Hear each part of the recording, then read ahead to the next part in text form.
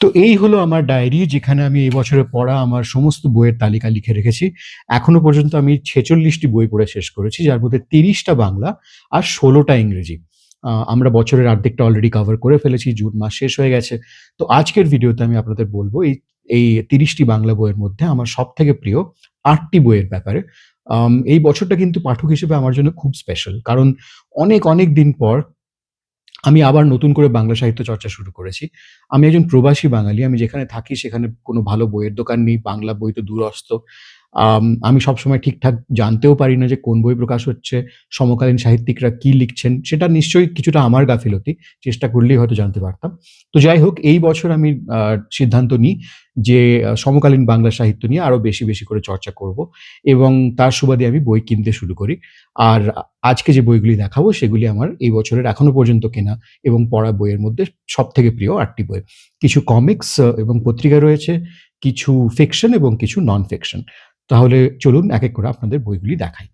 প্রথমে যে বইটি দেখাবো সেটি আমার ছোটবেলার অনেকটি জায়গা জুড়ে ছিল। রোভার্সের রয় এই কমিক্সটি। কল্পবিশ্ব এটাকে এবার কলকাতা বইমেলার সময় আবার নতুন করে প্রকাশ করে। দেখুন, অরিজিনাল কালারের স্টোর করা এই বইটি। আমরা ছোটবেলায় এটাকে ব্ল্যাক অ্যান্ড হোয়াইটে দেখে অভ্যস্ত। মেলচেস্টার রোভার্সের দুর্দান্ত অধিনায়ক এবং কোচ রয় রেস, তার কার্যকলাপ। এটির দুটো খণ্ড রয়েছে, দুটিরই দাম 295 টাকা করে। আমার অত্যন্ত প্রিয় বই। আমি ভাবছিলাম 43 বছর বয়সে এসে কি আর এই বইটা আমার সেরকম ভালো লাগবে যতটা ছোটবেলায় লাগতো। কিন্তু বইটা আমাকে আমার এই ভুলটাকে অমূলক প্রমাণ করেছে। আমি চাই আমার ছেলে হয়ে বইটা পড়ুক। এরপরে যে বইটি দেখাবো সেটি একটি পত্রিকা অ্যাকচুয়ালি। সেটি হলো এটি কথা সাহিত্যের এই বিশেষ সংস্করণ, মিত্র ঘোষের হীরে জহরত। এটা এমন একটা বই যেটার পাতায় যদি একটু অল্প ভাঁজও পড়ে যায় তাহলে আমার মনে হবে কেউ যেন আমার পাঁজরায় একটা হাতুড়ি দিয়ে ঘা মারলো। কেন বলছি এই কথা, দেখুন এই বইয়ের মধ্যে কার কার লেখা রয়েছে। প্রবন্ধতে যদি বলি তাহলে রাজশেখর বসু, আশাপূর্ণা দেবী, অন্নদাশঙ্কর রায়, প্রমথনাথ বিশি প্রমুখ। ভ্রমণে শঙ্কু মহারাজ, ষষ্ঠীপদ চট্টোপাধ্যায়। নাটকে উৎপল দত্ত, মনোজ মিত্র। গল্পের কথা যদি বলি তাহলে বিভূতিভূষণ বন্দ্যোপাধ্যায়, তারাশঙ্কর বন্দ্যোপাধ্যায় থেকে শুরু করে সতীনাথ ভাদুড়ী, সুনীল গঙ্গোপাধ্যায়, সমরেশ মজুমদার। গোয়েন্দা গল্প নিহার রঞ্জন গুপ্ত। হাসির গল্প শরৎচন্দ্র পণ্ডিত ওরফে দাদা ঠাকুর। মানে কে নেই এই এই এই পত্রিকাটির মধ্যে। 100 টাকা মাত্র দাম। যদি এটা আপনারা এখনো সংগ্রহ না করে থাকেন তাহলে আমি বলবো কথা সাহিত্যের অফিসে যোগাযোগ করে দেখুন, আপনারা যদি এটার একটা কপি আপনারা পেতে পারেন, কারণ এটা কিন্তু বহুদিন কালেকশনে রেখে দেওয়ার মতন একটা বই। এবার আমরা চলে যাব ফিকশনে। ফিকশনের মধ্যে প্রথমে 4টি বই আছে, তার মধ্যে প্রথমে যে বইটি দেখাবো সেটি হলো ওবায়েদ হকের লেখা জল নেই পাথর। এটা আমার খুব ভালো লেগেছে বইটা। 250 টাকা দাম এবং এটাকে ভারতবর্ষে প্রকাশ করেছে প্ল্যাটফর্ম। এই বইটা সম্পর্কে আমি নিজে কিছু বলবো না, এই ব্লার্বটা থেকে একটুখানি পড়ে দিচ্ছে, তা থেকে আপনাদের ধারণা হবে বইটির বিষয়বস্তু নিয়ে। ফোনের পর্দায় চোখ রেখে বোকা ডোডো পাখির মতন হাঁটতে থাকা ছেলেটা, সাইকেলে গলগণ্ডের মতন কলসি বেঁধে ধীর লয়ে প্যাডেল ঘোরানো দুধওয়ালা, রিকশায় ফেরা বিধ্বস্ত পতিতা, এসব মুখ দেখছি আর ভাবছি এই মানুষগুলোকে কি আমি খুন করতে পারবো? যার মনে দুঃখ নেই, কষ্ট নেই, অনুশোচনা নেই, মায়া নেই, তার দ্বারা ভয়ানক সব কাজ করা সম্ভব। যতই ভাবছি ততই নিজেকে খুব বিপজ্জনক মনে হচ্ছে। অদ্ভুত একটা বই, কিন্তু আমার অসাধারণ লেগেছিল এই বইটা পড়ে। ছোট্ট বই, যেমন বললাম 250 টাকা দাম, প্ল্যাটফর্ম বের করেছে এই বইটা ভারতে।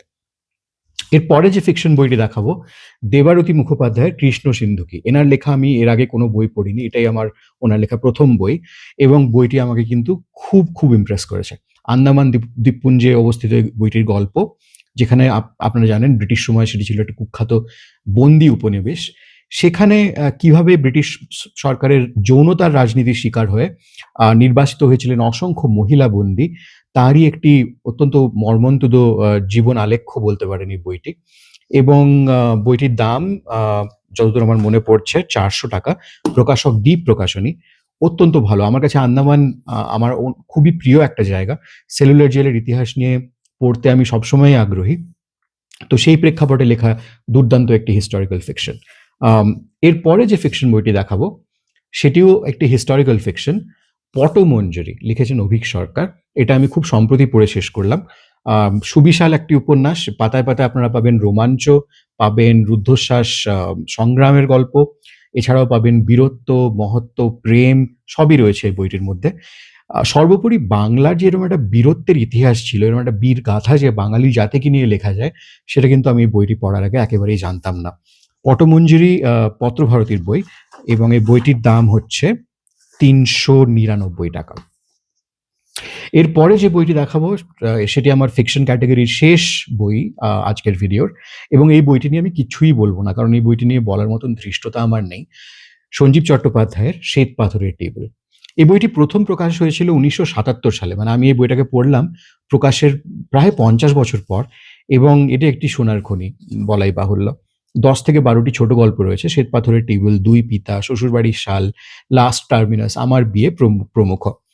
বইটির দাম ৩৫০ টাকা। বইটি প্রকাশ করেছেন আনন্দ। এই বইটা যেদিন আমার হাতে পেলাম আমি, সেদিনকে আমি এই বইটা বুকে করে রেখে শুতে গিয়েছিলাম। বইটা আমার কাছে এতটাই প্রিয়। এবারে শেষ দুটি বই আপনাদের দেখাবো, এবং এই দুটি বই নন ফিকশন, এবং এখনো পর্যন্ত আমার এই বছরের পড়া সবথেকে প্রিয় দুটি বই এই দুটি বই। প্রথমেই দেখাবো রাজা ভট্টাচার্যের বাল্মীকির রামায়ণে নেই এই বইটি। দুর্দান্ত চমকপ্রদ একটি বই, প্রত্যেকটি পাতায় আমাকে চমকে চমকে দিয়েছে। এমন অনেক গল্প কথা রামায়ণকে ঘিরে যেগুলি আমরা ভাবি বাল্মীকির অরিজিনাল রামায়ণ থেকে এসেছে, কিন্তু রাজা ভট্টাচার্য তার দক্ষ কলমে আমাদের দেখিয়েছেন এবং প্রচুর গবেষণার মাধ্যমে আমাদের দেখিয়েছেন যে এইগুলি কিন্তু আদপেই বাল্মীকির অরিজিনাল সৃষ্টিতে নেই। কিছু এসছে তুলসীদাসের ভার্জন থেকে, কিছু এসছে কৃত্তিবাসের ভার্জন থেকে। তো এই বইটা যেমন বললাম চমকে চমকে ভরা, আমি বইটা নিয়ে বিশেষ কিছু বলবো না, স্পয়লার দেবো না। বইটা পত্রভারতীর বই এবং এই বইটার দাম হচ্ছে ২৯৫ টাকা। বইটা অবশ্যই পড়ুন। যদি আপনারা রামায়ণের ফ্যান হন আমার মতন, ডেফিনিটলি এই বইটা আপনাদের জন্য একটা অবশ্য পাঠ্য। আর শেষে যে বইটি দেখাবো সেটি আমার এখনো পর্যন্ত এই বছরের পড়া সবথেকে প্রিয় বই। এটিও একটি নন ফিকশন। এটি নিয়ে একটা ডিটেইল ভিডিও আমি আমার চ্যানেলে খুব সম্প্রতি পোস্ট করেছিলাম।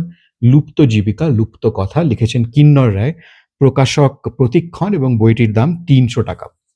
হারিয়ে যাওয়া নানান পেশা এবং নানান ধরনের কথা, সামাজিক নীতি, রীতিনীতি এইসব নিয়ে বইটি লেখা হয়েছে। অদ্ভুত ভালো প্রোডাকশন এই বইটির, খুব যত্ন নিয়ে, খুব ভালোবাসার সাথে এই বইটি প্রডিউস করা হয়েছে। আমার ডিটেইল ভিডিওতে এর ব্যাপারে আপনারা সব তথ্য জানতে পেরে যাবেন। বইটা হাতে নিলেই মনটা ভালো হয়ে যায়। এখানে যেমন আমি কয়েকটা হারানো জীবিকার নাম আপনাদের বলে দিচ্ছি, যেগুলো নিয়ে বইটাতে লেখা হয়েছে। সিধেল চোর, আমি এই বইটা পড়ার আগে ভাবিনি যে সিধেল চোরও একটা জীবিকা অ্যাকচুয়ালি। রানার, কম্পাউন্ডার বাবু, টোলের পণ্ডিত, গ্রামের মেলার চিড়িয়াখানা যারা চালাতেন তারা, তীর্থ পাণ্ডা, দুধমা, দাইমা ইত্যাদি। আর লুপ্ত কথার কথা যদি বলি তাহলে রয়েছে ১৪ পিদিম ১৪ শাক, ব্রহ্মচূর্ণ, আকাশ প্রদীপ, এরকম সব কত হারিয়ে যাওয়া কথা এবং হারিয়ে যাওয়া জীবিকা। এটি যারা ৭০-৮০ দশকের মানুষ বা আরো আগেকার যারা মানুষ, তাদের জন্য তো এটি একটি নস্টালজিয়ায় সমৃদ্ধ দুর্দান্ত একটি দলিল। আমার মনে হয় এটা আমাদের পরবর্তী প্রজন্মকেও, যারা জেন জি বা জেন আলফারও যারা, তাদেরই ওই বইটা কিন্তু পড়া উচিত। তারা জানতে পারবে যে বাঙালি জাতি হিসেবে আমরা কোথা থেকে এসছি, আমাদের উৎস কোথায়, আমরা কিরকম মানুষ ছিলাম আর আজ কিরকম হয়ে গিয়েছে। তো এই বইটি কিন্তু দুর্দান্ত একটি বই। অলরেডি অ্যামাজনে এই বইটা সোল্ড আউট হয়ে গিয়েছে। আমার জানি না আমি যে আবার রিপ্রিন্টে যাবে কিনা। যদি যায় আপনারা কিন্তু তককে তককে থাকুন, বইটি কিন্তু অবশ্যই কিনে ফেলবেন যদি আপনারা আমার মতন বাঙালি কালচারের অনুরাগী হন। তো এই ছিল আমার এই বছরের প্রথমার্ধে পড়া সেরা ৮টি বই। আপনাদের বছরের প্রথমার্ধে পড়া সেরা বইগুলি নিয়ে আমি জানতে খুবই আগ্রহী। জানান আমাকে কমেন্টসে। এই বইগুলির মধ্যে কোন বইটির কোন বইগুলি আপনারা পড়ে ফেলেছেন বা আমার কাছ থেকে রিভিউ চান, সেটাও লিখে রাখুন কমেন্টসে। আর এরকম নানান বই সংক্রান্ত ভিডিও দেখতে ফলো করুন আমার চ্যানেল বইখোর বাঙালিকে। এই ভিডিওটি লাইক করে দেবেন যদি ভালো লেগে থাকে, আর শেয়ার করে দেবেন নিজের বন্ধুদের মধ্যে। আমার একটাই উদ্দেশ্য এই ভিডিওগুলো করার মাধ্যমে, যদি আপনি আমার মতন পাঠক হন, অনেকদিন পর আবার নিজের মাতৃভাষায় সাহিত্য চর্চা করতে শুরু করেছেন, তাহলে হয়তো এই বইগুলি আপনাদের একটা গাইডেন্সের কাজ করতে পারবে। ভিডিওটি দেখার জন্য অনেক ধন্যবাদ। দেখা হবে আবার পরের ভিডিওতে।